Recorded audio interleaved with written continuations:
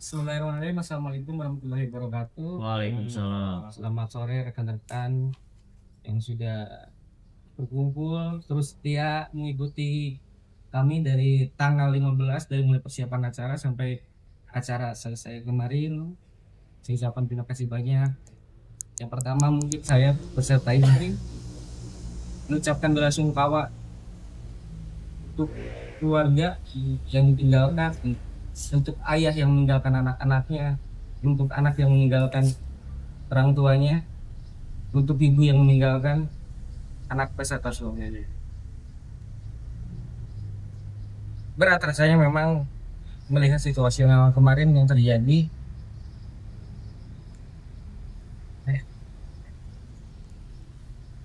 Kami merasa terpukul dengan apa yang terjadi kemarin. Tidak ada hal yang memang diharapkan terjadi, tapi mungkin fakta di lapangan berbicara berbeda. Apa yang kemarin terjadi di luar ekspektasi kami berdua ataupun bersama tim kami. Niat kami baik, niat kami sangat tulus untuk membahagiakan warga masyarakat Garut ataupun masyarakat luar Garut yang sengaja datang untuk memberikan ucapan bagi kami berdua. Akan tetapi mungkin takdir berkata lain.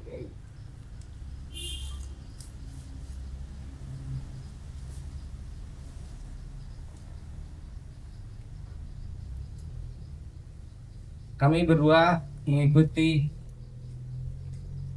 prosedur hukum yang hari ini sedang mulai berjalan. Tadi malam sudah dilakukan pemeriksaan oleh Polres Garut yang juga disaksikan langsung oleh Kapolda Jawa Barat mengenai apa yang sebenarnya terjadi di lapangan. Dilanjut lagi hari ini masih terus didalami proses-proses yang memang mungkin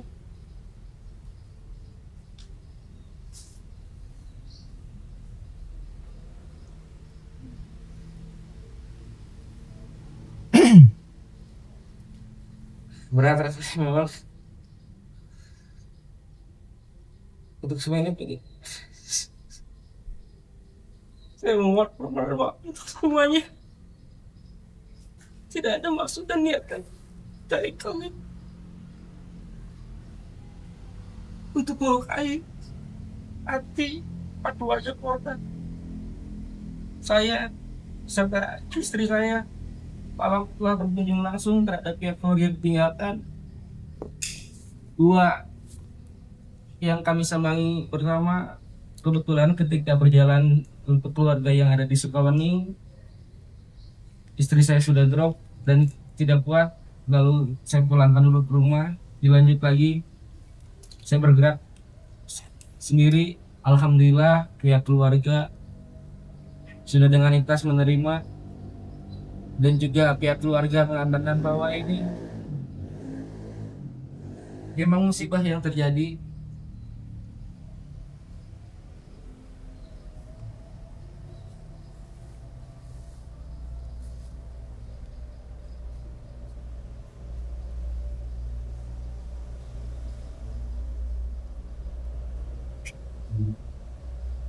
Secara niatan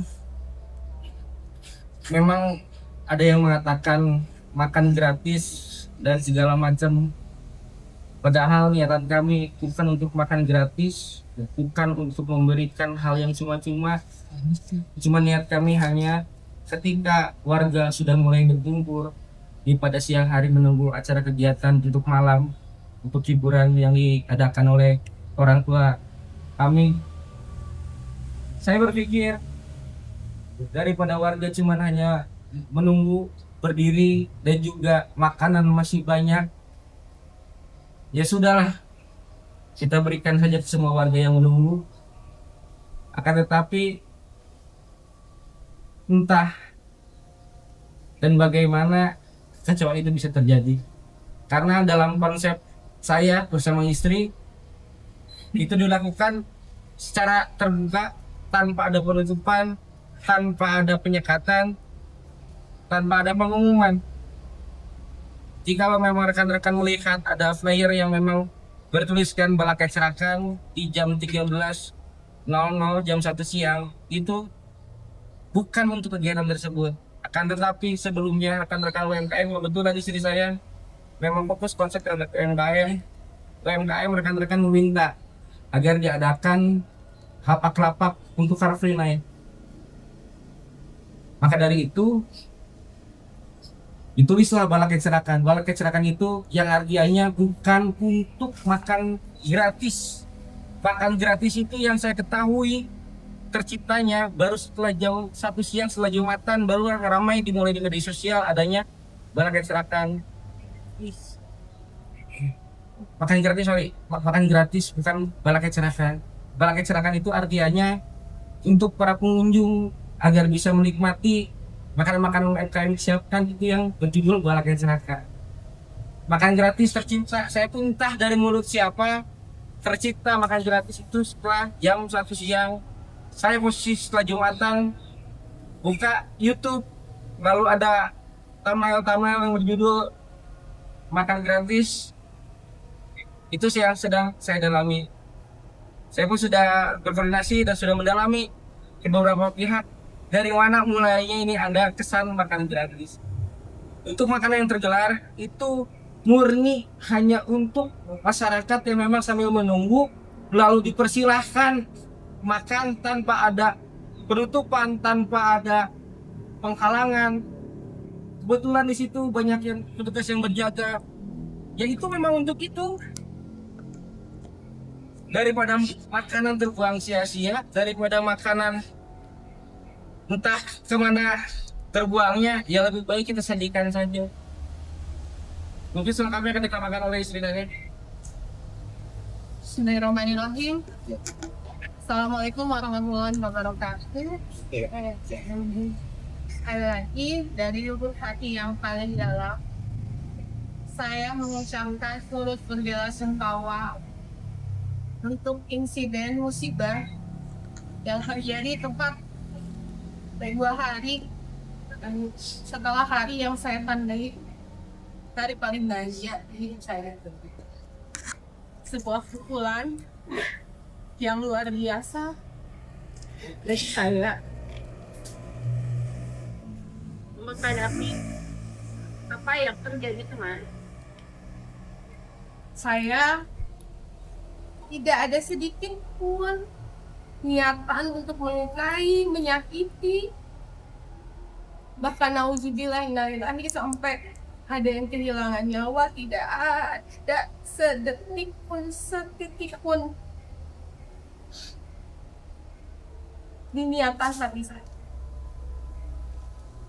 Dengan saya sebagai wakil bupati yang melaksanakan pernikahan, tentu saja adalah memenuhi ekspektasi masyarakat untuk bisa ikut berbagi kebahagiaan. Rekan-rekan mungkin tahu sendiri dari media sosial saya betapa saya berupaya mati-matian untuk acara saya di tanggal 16 itu tidak mengganggu sedikit pun kegiatan masyarakat. Rekan-rekan pun tahu saya H-1 masih keliling ke beberapa sekolah untuk meluruskan, masih menjelaskan kepada para warga tidak ada jalan yang ditutup, tidak ada angkot yang berhenti. Kalian lebih tahu, tidak ada sekolah yang diliburkan. Dan alhamdulillah terbukti di tanggal 16 semuanya berjalan lancar, bahkan kemacetan pun dikatakan minim. Berbekal dari itu semua, masyarakat pun punya ekspektasi untuk dibagi kebahagiaan, dan berdasarkan apa yang informasi beredar, tadinya kan yang kalian tahu adalah rekan-rekan tahu tanggal 14 sampai 17 adalah acara kami. Kami tidak pernah mengeluarkan itu sebagai konfirmasi, karena sebelumnya saya juga ada podcast dengan salah satu media, saya tidak menyebutkan juga tanggal pesta rakyat. Kenapa? Karena saya tahu agak sulit untuk menciptakan ruang kondusif di keramaian dengan keadaan seperti itu. Maka saya sangat berhati-hati dalam menyebarkan informasi. Untuk acara di tanggal 18, saya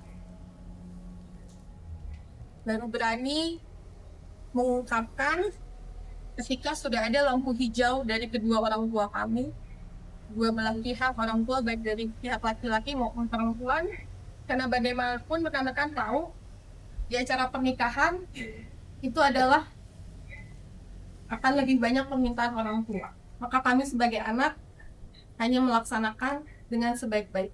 Di satu sisi, saya sebagai wakil bupati punya keinginan juga untuk mensejahterakan UMKM. Maka saya pun meminta izin kepada Pak Bupati untuk membuat bazar UMKM. Ketika ada perkataan gratis, saya berhati-hati sekali. Saya udah bilang ke semua tim teknis di lapangan, jangan sampai tersebar kata gratis sedikit pun, karena itu tidak akan kondusif. Kalau kalian rekan-rekan lihat di media sosial saya tidak pernah memposting apapun soal tanggal 18. Karena saya menginginkan semuanya mengalir saja, tidak boleh ada yang bersusah payah datang hanya untuk sekedar mencari hal tersebut. Namun namanya musibah, saya rasa tidak bijak jika kita fokus mencari siapa kambing hitam. Bukan maksud dan tujuan kita hari ini untuk mencari siapa yang salah, tapi tentang bagaimana saya dan suami saya selaku pemangku hajat bertanggung jawab, terutama terhadap korban, keluarga korban yang ditinggalkan. Seperti yang sudah dijelaskan, saya sudah mengunjungi, bertakziah, dan sudah memberikan bantuan yang saya rasa nominal tidak akan cukup untuk mengganti kehilangan, namun kami akan bersedia membersamai keluarga korban, membersamai selama mereka melalui masa-masa sulit. Dan selanjutnya, untuk apa yang terjadi yang menyebabkan musibah ini terjadi, saya sepenuhnya menyerahkan kepada pihak yang berwenang, yang berkewajiban, dan saya siap bertanggung jawab penuh. Kalau ada prosedur-prosedur yang saya harus jalani, saya siap menjalani, saya siap bertanggung jawab. Karena selaku panitia, selaku pemangku hajat, kami sudah mempersiapkan yang terbaik. Namun kalau takdir sudah berkata, maka kami harus hadapi dan kami harus menerima dengan penuh tanggung.